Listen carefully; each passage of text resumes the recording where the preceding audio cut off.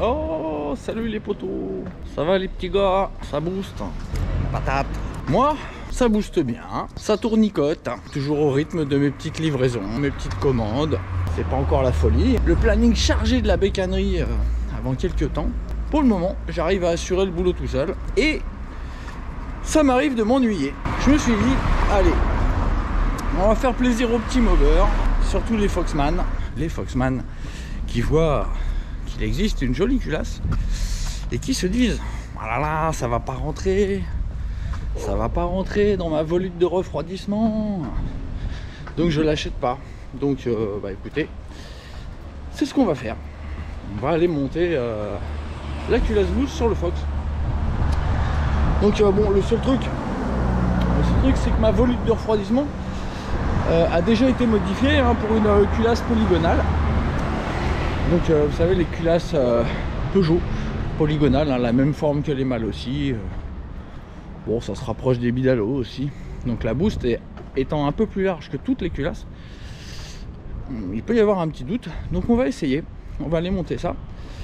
Donc pour le moment, évidemment, on ne va pas faire le run parce que j'ai été occupé ces derniers temps. Quand je suis pas occupé, il y a un temps pourri, un vent pleine face, donc c'est même pas la peine que je tente. Aujourd'hui c'est pareil, il y a un vent pleine face. Donc bah voilà, on va se faire une petite vidéo avec le Foxon. Donc je vous reprends en bas. Donc on va déculasser, on va enlever la culasse mâle aussi, extrêmement modifiée que j'ai dessus. Donc c'est une culasse avec laquelle j'ai fait plusieurs de mes records. Et donc voilà, on va les bidouiller, on va se faire un petit peu de blabla et puis on va foxer un peu. Allez, à toutes. Alors voici la petite bête, on va essayer de faire un petit descriptif rapide. Donc ce Fox est apparu dans les années 90.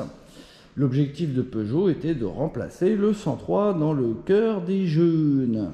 Donc les jeunes qui n'ont pas d'argent et qui doivent s'acheter un petit véhicule léger et simple. À cette époque, évidemment, le 50 était la solution idéale. La trottinette n'était pas encore là. Et le vélo, c'était fatigant. Voilà. Donc, le Fox est sorti, parallèlement aux scooters, boosters et compagnie. Et évidemment, bien que le Fox ait une petite tronche très sympa, ce petit renardeau est quand même, on dira, plus à la page qu'un 103. Mais les jeunes, évidemment, n'ont pas accroché. La faute, sans doute, à un train avant très cheap. Donc, une fourche pleine de jeux. Donc là, celle-ci n'a pas beaucoup roulé. La fourche est récente, donc il n'y a pas trop de jeux. Et un frein à tambour qui queen à volonté. Quand vous arrivez devant les potes, on vous entend arriver à 200 mètres. C'est le cri du Fox, ça. Voilà, c'est le cri du Fox. Ça peut le faire à l'avant, ça peut le faire à l'arrière. Vous pouvez même avoir la stéréo si vous avez un peu de chance. Voilà. Donc ce Fox, voilà. Le point commun avec le 103, c'est donc le cadran V. Le cadran V, c'est un véhicule très léger, 50 kg. Donc une accessibilité mécanique imbattable, tout comme le 103. Comment faire mieux qu'un 103? Eh ben, on a fait le Fox. Voilà, donc le Fox, vous enlevez un carter, voilà. Vous pouvez déjà déculasser, vous pouvez déjà déculasser sans rien faire, le Fox. Vous pouvez déjà déculasser, donc comme le 103, vous pouvez déculasser sans rien faire. Là, évidemment, c'est déjà fait, j'avais déjà préparé le boulot. Donc voilà, donc là on a accès au carburateur. Pour bien faire, il faut enlever ça, donc c'est déjà fait, regardez, c'est enlevé. Donc on enlève, hop, on enlève là. On tire un petit peu sur le cale-pied pour décaler un petit peu le plastique et que ça puisse se déboîter de là. Voilà. C'est retiré. Voilà. Après, on a la bobine qui pendouille. C'est pas grave. Voilà. Et là, il y a une petite vis à retirer de l'autre côté pour ceux qui ont des Fox tout beau tout neuf. Moi, je l'ai perdu. Je sais plus où elle est. Bref, pour le moment, je la mets pas. Et voilà. On se retrouve devant le cylindre, donc un petit Ersal T6 tout neuf, comme je vous avais dit que j'avais acheté au cas où il m'arrive un problème avec celui que j'ai dans le 103. Bah écoutez, il est toujours sur le Fox. Donc, alors, je vous explique le business. Actuellement, on doit avoir un piston qui arrive vraiment à fleur. Regardez, il n'y a pas de mensonge. Il n'y a pas de mensonge qui vaille. Regardez, là, on est bien à l'horizontale, là. Hop, regardez, il est bien à fleur. Hein. Je crois même qu'il dépasse un petit poilichon. Ouais. Il dépasse un petit poilichon. Voilà. À savoir que je conseille dans le kit, le pack boost, je conseille donc une cale de 2,5 mm, donc pour le 103, qui nous fait atterrir le piston à 1 mm du point mort. C'est-à-dire que là, voilà, là, bon, on voit rien du tout, mais voilà, en principe, sur le 103, je mets une cale qui nous fait arriver le piston au point mort à peu près 1 mm du plan de joint. En l'occurrence, là, il faudrait au moins 1 mm. Il faudrait 1 mm 2 en bas pour avoir un retrait de 1 mm. Étant donné que là, comme je vous dis, il y a un dépassement d'à peu près 2 dixièmes. Hein. Je vois l'angle de la calotte qui dépasse. Donc là, je dois avoir 2-3 dixièmes. Donc voilà, pour avoir un retrait de 1, il me faudrait rajouter 1,3 en bas. Et je me retrouverai donc avec les diagrammes que j'indique dans la notice, c'est-à-dire que je devrais avoir à peu près 130 degrés au transfert. Bon, là je ne les vérifie pas, mais voilà, que ce soit un Fox ou un 103, lorsque vous faites arriver le piston à 1 mm du plan de joint, quand ça arrive à 1 mm du plan de joint, vous avez 130 au transfert. Donc vous êtes prêt après à aller chercher les performances en augmentant les diagrammes de l'échappement et en augmentant sa section. Voilà, vous voilà prévenu. Donc là, actuellement, comme je vous dis, on a le piston qui dépasse de 2 dixièmes. Donc là, il va falloir que je le fasse, je vais le mettre en retrait. Donc moi, je ne vais pas mettre 1 mm de retrait. Tout simplement parce que c'est un cylindre qui est préparé. Et donc, j'ai pas envie de remonter tant que ça les diagrammes. Donc, moi, je vais aller chercher le 5 dixième de retrait plutôt que le millimètre de retrait. Donc, 5 dixièmes de retrait.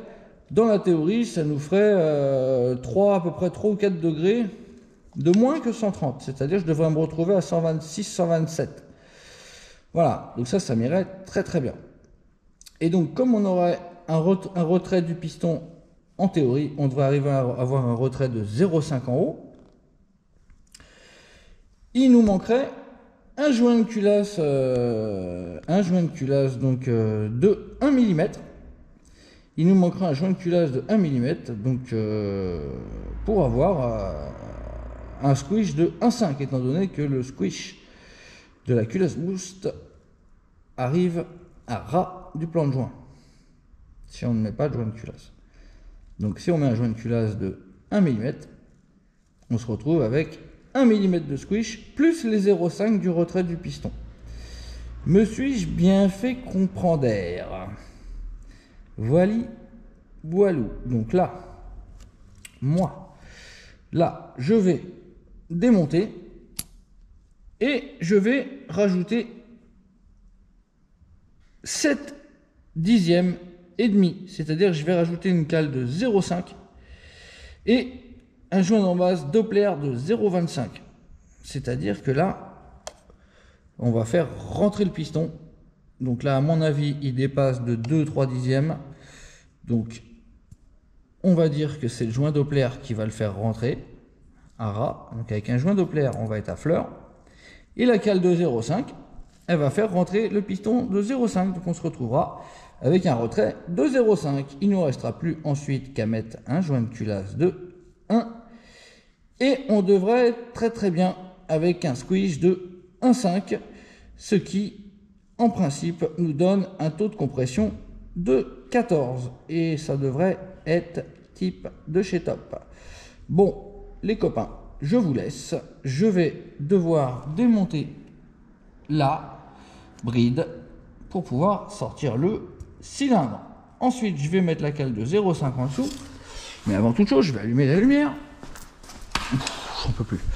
Bref, les copains, je vous reprends après. Une fois que j'aurai mis une cale de 0,5 en dessous et un joint Doppler. À toutes les copains. Bon, voilà la bête pour les curieux. Voilà, vous vouliez voir ça. Vous l'avez vu. Bon, voilà. Donc là, il y a un joint en base Doppler. Hein. Donc, bon, c'est un peu grassouillet. Donc voilà, avec un joint Doppler et un T665, le piston dépassait un peu. Donc normalement, avec un 0,50, le piston ne dépasse pas sur Fox. Voilà, avec un joint d'embase de 0,50 sur Fox, pas de dépassement de piston. Donc voilà, on va lui mettre ça. Donc on va lui mettre déjà le 0,25. Ça doit régler un petit peu le dépassement de piston. Et puis ça, évidemment, ça va régler complètement le problème. C'est une 0,5, donc on va avoir le piston en retrait après. Et on n'aura plus qu'à s'occuper du squish. Allez, je vous reprends après. Déjà, j'ai empilé ça. Je remets le pot et puis je vous reprends pour le squish. À tout de suite. Bon, ben voilà, les poteaux, hein, c'est un Boosto Fox. C'est un Boosto Fox, donc voilà, j'ai fait le montage. Hein. Donc, j'ai réussi à trouver, à mettre les valeurs que je voulais. Donc, là, j'ai 1,5 de squish. Ce qui fait que ça nous donne à peu près 14 de taux, d'après mes mesures. Maintenant, ça sera peut-être différent chez vous. Voilà, donc moi, a priori, là, j'ai 14 de taux pour des diagrammes qui doivent être supérieurs à 180 degrés à l'échappement. Hein, et plus de 125 à l'admission. Hein, je ne dois pas être très loin des 130. Voilà, donc là, on a un moteur, en fait, qui est aussi méchant que le 103. Honnêtement, hein, si jamais je mettais le pot du 103, je peux pas. Malheureusement, physiquement, c'est un peu le merdier. Enfin, on pourrait le faire pour déconner, hein, mais je le ferai pas, évidemment. Voilà, j'ai pas que ça à faire. Bref, si je mettais le pot du 103, il y aurait au moins autant de puissance que le 103. Hein. Ça marcherait extrêmement fort. Voilà, c'est un air-sale qui est très préparé aussi. La différence, c'est qu'il y a un pot qui est extrêmement long. Il y a un pot qui est extrêmement long, hein. Donc, et qui est bien bridé. Hein. À l'intérieur, a priori, ça doit y avoir une doublure. Hein. Donc, une doublure avec de la fibre pour amortir déjà sur la longueur du pot avant l'amortissement par la cartouche. Amortissement du bruit, je parle. Hein. Enfin bref, voilà. Donc là, le Fox, il est bien. Donc, comme je vous dis, un squish d'un 5, donc 12 de taux, à peu près 12 à 14 de taux, suivant les mesures. Hein. Il y en a peut-être qui mesureront encore plus, hein, peut-être 16 avec un 5 de squish. Enfin, en tous les cas, n'hésitez pas à partager vos mesures. C'est très intéressant de voir ce que vous mesurez chez vous avec la même culasse. Voilà. Donc là, comme je vous dis, on a des diagrammes qui sont très violents. Mais on a un pot qui est très très long, donc comme j'aime bien le répéter, le pot de détente est le chef d'orchestre du moteur de temps. Et en l'occurrence là l'orchestre, il est capable de vous jouer une super symphonie de ouf, hein, de vous faire une vitesse de pointe très étonnante pour un Fox. Mais le chef d'orchestre aime bien jouer de la musique très cool, donc le chef d'orchestre, l'orchestre ne peut pas se laisser aller à sa folie.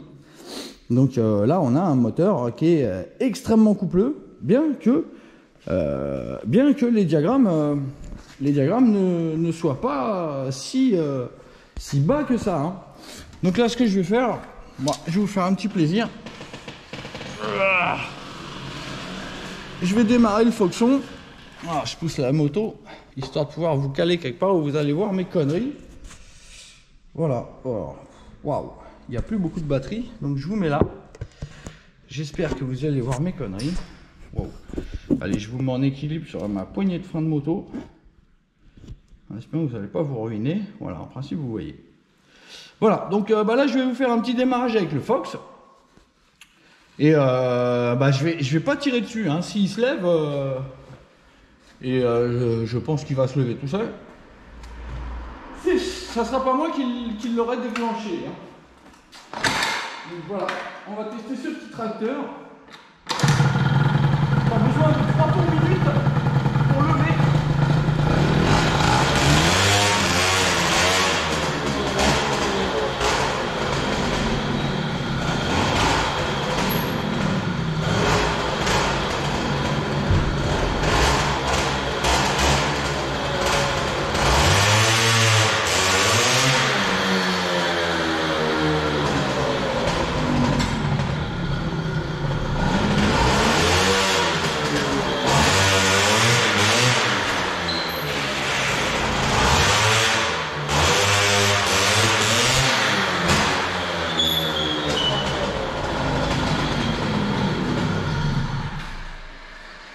J'arrête le merdier. J'arrête le merdier, je vais finir nourri logé. Bon voilà les potos, je suis content, j'ai fait mon con. J'ai fait mon blaireau pendant quelques minutes, j'ai fait mon kéké. Voilà, vous voyez, hein, donc le truc, si je coupe pas, je me retourne. Hein. Et c'est pas moi qui tire dessus. Hein. Donc, bon, je vous cache pas qu'avec la culasse mal aussi, ça marchait pareil. Hein. Mais la culasse mal aussi, c'est moi qui l'ai fait tout seul. Hein. Elle a plus rien à voir avec une culasse mal aussi. Donc forcément, elle marche pas mal. Même peut-être, elle marche peut-être un petit peu mieux que celle-ci, parce qu'évidemment, je l'ai conçue comme une 65cc native. Donc, voilà, elle a tous les ingrédients pour qu'un 65 marche bien. Donc je vais vous donner l'indice. C'est surtout la bande de squish qui est un peu moins large. Tout simplement. Bon voilà les potos, donc bah, on a été faire, je vous ai fait une petite séance de conneries avec le Foxon. Maintenant, bah, on va aller faire un tour, je vais vous mettre sur le casque et puis on va faire une petite balade, on va aller faire des roues arrière dans la rue. Si ça vous dit, bien sûr. Ça vous dit pas? Bon, bah tant pis. Bon, bah écoutez, voilà, c'était un vlog sympa. Ça changeait du 103. Non, je rigole, on va aller faire ces petits wheelings.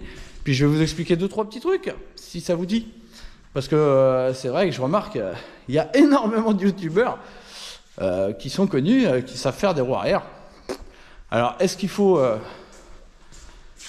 savoir faire des wheelings pour être un bon youtubeur? Dans tous les cas, bah, je vais vous expliquer pendant ce petit tour. Donc, comment faire des roues arrière avec un Fox ou avec un 103, hein, c'est pareil. Il y a une petite technique, c'est tout simple en fait, hein, mais bon, j'espère que vous n'allez pas vous mettre les genoux, vous faire des plats aux genoux avec mes conneries. Donc, bah allez, je vous enquille sur mon casque et puis on va aller se faire une petite séance de conneries. Je vous place sur le casco. Donc, bah écoutez, on va en profiter. Je vais emmener une petite cargaison de culasse boost ainsi qu'un petit colis pour quelqu'un de spécial. Donc je vais donc emmener la cargaison à monter le relais avec vous.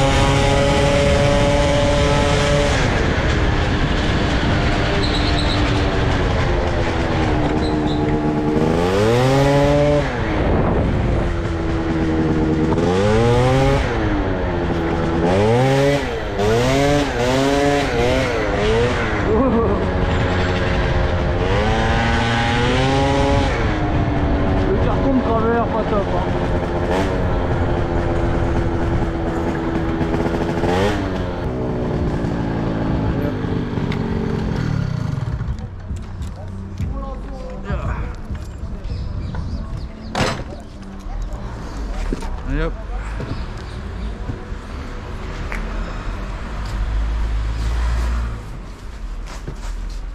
Bonjour. Bonjour. Vous allez bien? Ça va bon. Pas de traitement, pas de question. En total, combien? 8. Ouais. Ce soir même. C'est déjà scanné donc c'est bon. Ouais, ça c'est bon. C'est bon. Et après, il y a 10 mètres de couche. Allez.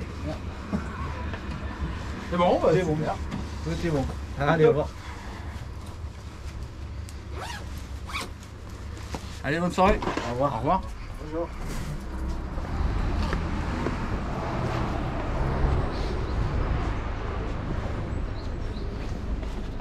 Ah, je me sens plus léger là quand même.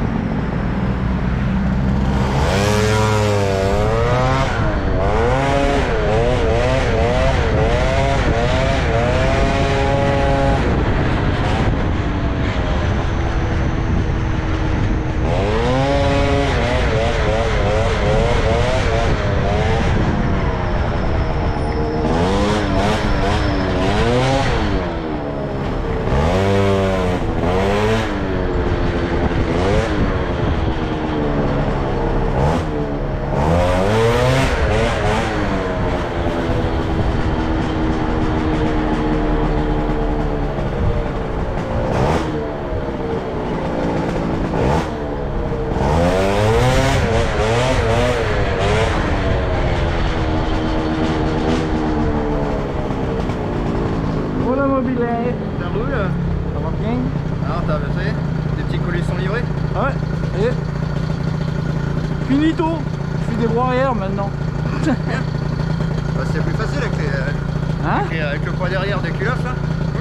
Non, parce qu'il y avait le carton entre les jambes, donc c'était un peu la merde quoi. Ah bah, comment pas de... Bah, dans ce moteur aussi, il faut que je le démonte, que je le repasse quoi. Ah.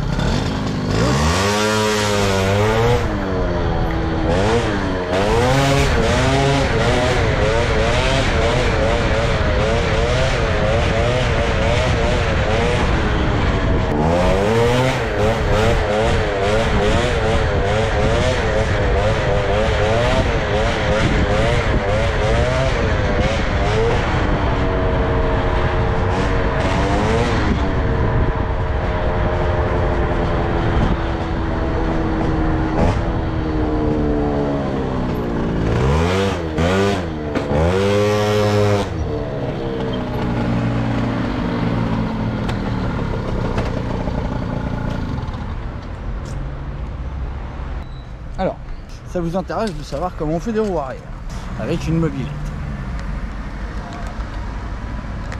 Les gens doivent se demander ce que je fais sur ma mobilette à parler tout seul. Chacun ses questions. Bon. Alors, déjà, on va parler de deux choses. Il y a deux façons de faire des roues arrière. Il y a l'équilibre et il y a l'utilisation de l'accélération du moteur. Si on n'a pas de puissance moteur, on doit utiliser le corps pour faire un transfert de masse en fait, et on doit utiliser le corps pour changer le centre de gravité de la machine et faire en sorte qu'elle se lève, et ensuite on se sert du moteur donc pour maintenir cet équilibre, parce qu'arrivé sur un certain point d'équilibre, donc un certain angle à la machine, en fait il n'y a plus besoin de puissance, la machine tient toute seule. vous pouvez donc faire l'expérience vous-même, hein, si vous prenez votre mob et que vous freinez du frein arrière et que vous la mettez entre guillemets en roue arrière toute seule, vous allez voir qu'à un moment ça ne nécessite quasiment aucun effort pour la maintenir quasiment verticale. Donc ça c'est le point d'équilibre. Donc c'est un point d'équilibre sur lequel évidemment votre corps influe aussi. Et éventuellement votre équipement. S'il y a un gros top caisse avec 20 kg derrière, ça va pas du tout réagir pareil. Bref, où je veux en venir? Je veux en venir en fait que pour réussir des roues arrière, il faut jouer avec ce point d'équilibre. En fait, avec ce point d'équilibre, donc si on a beaucoup de puissance, à disposition, en fait, on pourra utiliser uniquement la puissance qui va servir à lever la machine. Et on arrivera à la maintenir levée, non pas à la verticale, mais entre les deux. Mais tout ça, ça va se faire à la puissance moteur. C'est-à-dire que ça va être une roue arrière tout en tension. A l'inverse, ceux qui font des roues arrière en vélo, par exemple, ou avec une mobilette, qui n'a pas de puissance, de surcroît, c'est encore pire. Et bien dans ces cas-là, quand on n'a pas de puissance pour aller lever la machine et la placer sur le bon angle, hein, pour avoir le point d'équilibre suffisant pour maintenir la machine, suivant qu'on ait plus ou moins de puissance. Donc il faudra servir forcément du corps, hein, pour l'emmener là-haut. Et après il faudra être très fin. Il faudra être très fin sur les gaz, hein, parce que le problème c'est quand on a atteint le point d'équilibre, hein, c'est-à-dire le point de bascule, hein, le moment où vous allez partir en arrière, c'est très délicat, donc ça tient vraiment à une poignée, à un pouillème de grammes. Dans l'absolu, quand vous êtes vraiment à la verticale, un coup de vent suffit à vous faire basculer d'un côté ou de l'autre. Donc voilà, c'est là qu'est la difficulté. Donc en l'occurrence, actuellement là sur le Fox, c'est une mob qui a de la patate, hein, elle a une bonne patate, hein, comme vous avez vu, elle se lève toute seule, hein. Elle se lève toute seule si je me mets un petit peu en arrière, et même quand je me mets pas tout en arrière, quand je me mets pas en arrière, elle se lève, hein, quand elle est froide, elle a tellement de patates, ça se lève, et l'avant est très léger. Donc en fait, comme il y a de la puissance à disposition, elle va pouvoir se lever toute seule ou presque sans effort. Donc ça va pas être difficile, il suffit de la lever jusqu'à cet angle, donc comme je vous dis, entre la verticale et l'horizontale, donc à peu près à 45 degrés. Il suffit de la lever donc d'une certaine valeur, on va dire, d'une certaine hauteur. Il suffit de lever la roue avant à une certaine hauteur pour arriver à trouver un point d'équilibre qui nécessite un petit peu de gaz pour la maintenir. Donc ça va, on a de la chance, on a de la puissance. Mais si vous avez une mobilette qui a aucune puissance, c'est encore plus dur, parce qu'il faut que vous arriviez à la décoller du sol et la mettre le plus rapidement possible sur le point d'équilibre, et ensuite la maintenir avec le peu de puissance que vous avez. Donc la moindre bosse, la moindre maladresse au niveau des gaz, et c'est fini, la machine se repose. Voilà, donc on va aller faire un petit tour. Je vais essayer de vous expliquer dans le cas, j'espère que vous allez comprendre. Vous allez voir avec le Fox, en fait, là, volontairement, donc je vais pas me servir du fait qu'elle se lève toute seule, je vais la lever. Donc je vous décompose le mouvement, comme ça vous allez mieux pouvoir l'analyser avant que je le fasse. En fait, le Fox accélère très fort, très fort au tout démarrage. Sur les tout premiers mètres, il accélère extrêmement fort, beaucoup plus fort qu'un 103. Donc en fait, c'est juste à ce moment-là, il suffit d'avoir les bras bien rigides, bien raides, et de mettre un petit coup sec, de tirer la machine vers soi d'un coup sec, en poussant un petit peu en même temps avec les pieds, et ça va faire décoller la roue avant, en fait. Et l'accélération derrière suffit à continuer cette levée de l'avant, et donc vous arrivez au bout d'un moment sur le point d'équilibre. C'est à ce moment là qu'il faut couper les gaz, et ensuite vous mettez des petits coups de gaz pour vous maintenir sur ce point d'équilibre. Évidemment, dit comme ça a l'air facile, hein. Dit comme ça a l'air facile, je vous cache pas que voilà, il faut pas se leurrer, hein. Il faut de la volonté pour arriver à faire des roues arrière, Il faut être assez acharné, il faut être un petit peu taré, hein, parce que on peut se mettre plusieurs pelles et se faire mal. Et il faut se relever et y retourner. Hein. Moi, je suis tombé plusieurs fois avant d'y arriver. Hein. Avant de capter le coup du frein arrière qui vous permet de faire redescendre la machine, c'est pas toujours évident. Hein. Ça, c'est quelque chose qui se travaille aussi. Hein. Le frein arrière, c'est pas quelque chose qui est naturel. Tout comme les roues arrière, c'est pas quelque chose qui vient naturellement. Hein. C'est quelque chose qui se travaille. C'est comme tout, hein. La préparation, c'est quelque chose qui s'apprend. Tout s'apprend, la vie s'apprend, la musique s'apprend, tout s'apprend. Donc voilà. Donc allez, je vous mets sur la mob. Je vous mets sur la mob et on va aller se faire un petit délire. Donc voilà, je vous répète, hein. Avec le Fox en fait, le moment où la machine accélère le plus, c'est juste au démarrage. C'est à ce moment là qu'il faut mettre l'impulsion dans le guidon. Regardez, regardez. Vous avez vu? Elle est toute seule.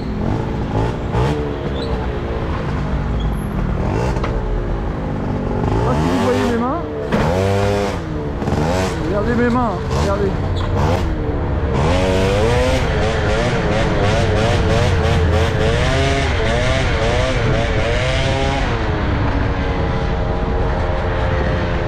Une fois qu'on est levé, en fait c'est facile.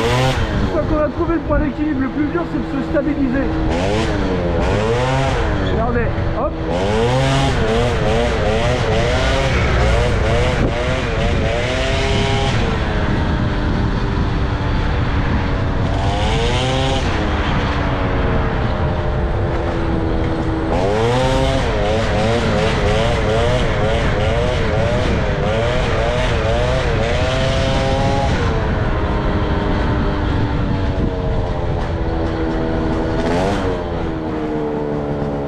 Partir dans l'autre sens.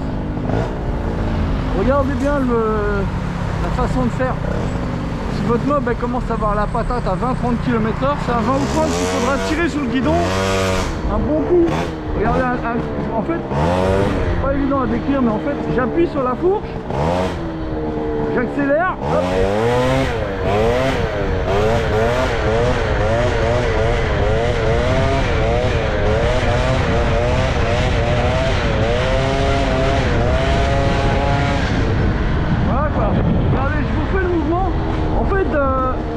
Je pousse avec mes pieds vers l'avant, je pousse sur les cale-pieds vers l'avant en fait, et je tire le guidon vers l'arrière. En fait, j'essaye de faire, j'essaye de pousser la machine à se lever justement quoi. Et je remets ma poignée parce qu'elle se barre.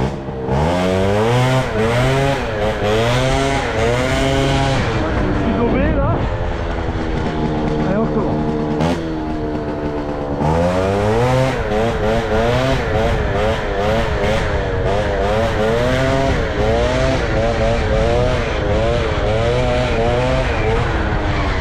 Voilà, bon. J'ai fait 56 fois le mouvement. Le problème c'est que vous ne pouvez pas voir mes pieds.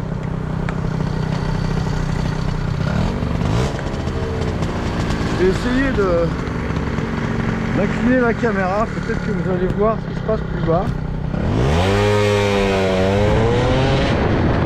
Allez, regardez le mouvement là.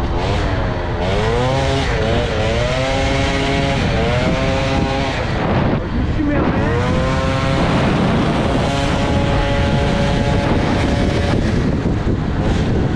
On va se faire dans la rue là, regardez bien le bas là. Regardez. Ah. Je suis en réserve les copains. Je suis en réserve. Hop.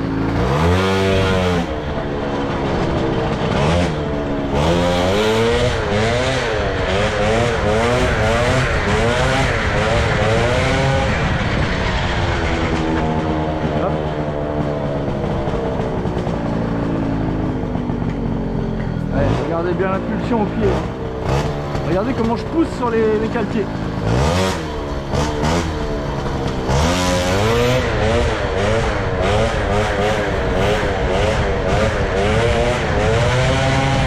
Faut dire qu'elle a tellement la patate que j'ai pas besoin de pousser quoi. l'absolu, je pousse sur les pieds, je tire sur le guidon.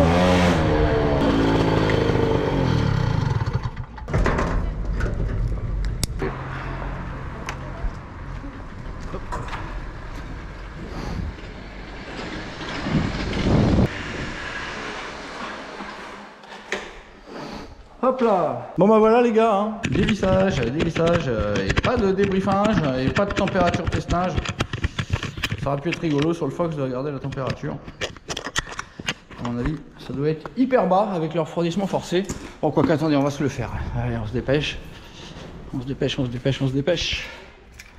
Je vous montre ma vieille face pendant ce temps-là. Ma vieille face.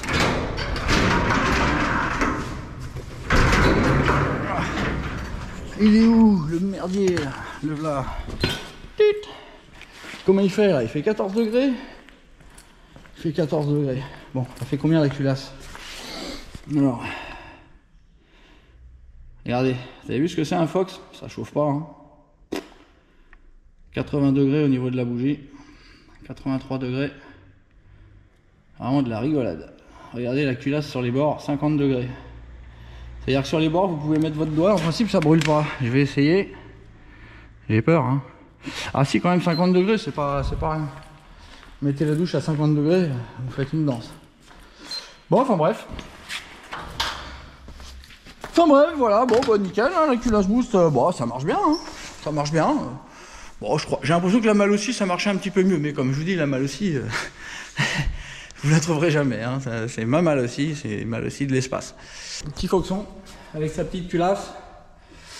Avec sa petite culasse Wators. Voilà. Donc, bah, les poteaux. C'était juste histoire de vous montrer donc ce que ça donne, hein, une culasse boost sur un Fox, hein, surtout visuellement. Parce que, évidemment, ça change pas grand chose du 103. C'est la même chose, hein, c'est le même kit, hein, à part que au lieu d'une cale de 2,5, il faut mettre une cale de 1,5. Ah, il y a 1 mm de différence en hauteur de cylindre, comme je vous l'ai dit en début de vlog. Voilà, donc voilà ce que ça vous donne. Ça vous donne un petit Fox avec un bon gros moulin, ça lui donne une bonne tête. Hein. Puis si vous regardez, bon, il y a des toutes petites découpes à faire en fait. Il y a des toutes petites découpes à faire sur la volute, hein. Mais ça passe super bien. Alors moi, je sais plus si je l'ai dit juste avant, hein, moi j'ai un jour là, parce que je l'avais mal découpé à l'époque, hein, je l'avais fait pour une culasse polygonale, et je sais pas pourquoi, j'avais laissé ce jour-là, j'avais mal découpé. Donc bah voilà, il y a moyen de faire vraiment un truc super propre sur un Fox, hein. Il y a juste un petit peu de découpage, et ça serait vraiment tip top de chez tip top. Voilà les potos. Bon, bah sur ce s'achève ce vlog Fox au boost, boost au Fox. Voilà les potos, merci de m'avoir suivi. N'oubliez pas d'aller sur boostmoped.com, hein, pour choper de la bonne culasse ou de la bonne cale ou du joint torique. Ça y est, on a reçu les joints toriques de culasse. On va essayer de les mettre moins cher que tout le monde, hein, parce qu'on va essayer. On va regarder les prix de tout le monde et on va voir si on arrive à faire moins cher que tout le monde. On va essayer. Allez, mes petits potos, merci d'avoir été là. Merci pour les j'aime, merci pour les partager, merci pour les encouragements. Merci pour tous les rageux qui m'ont fait chier depuis le début. Je ne cesse de le répéter chaleureusement. Merci à tous d'être là.